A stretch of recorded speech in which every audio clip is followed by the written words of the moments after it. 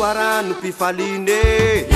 tsara Jeso ihany no niaviny Jeso tsara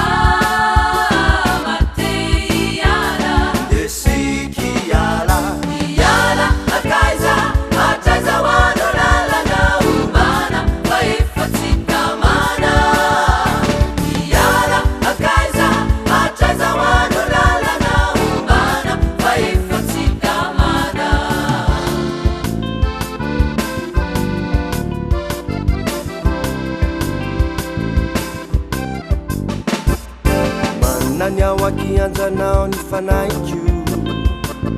Macarni anka velo centony ao ampo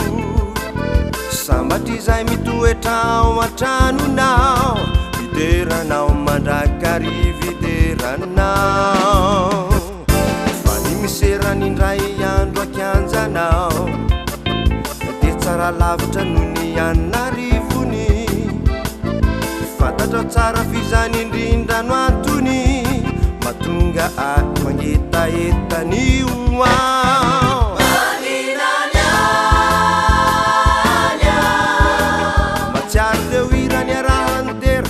Fitera jesy lany tsy voitera Miara mitera, miara mandihy, miara manandratra ny vonina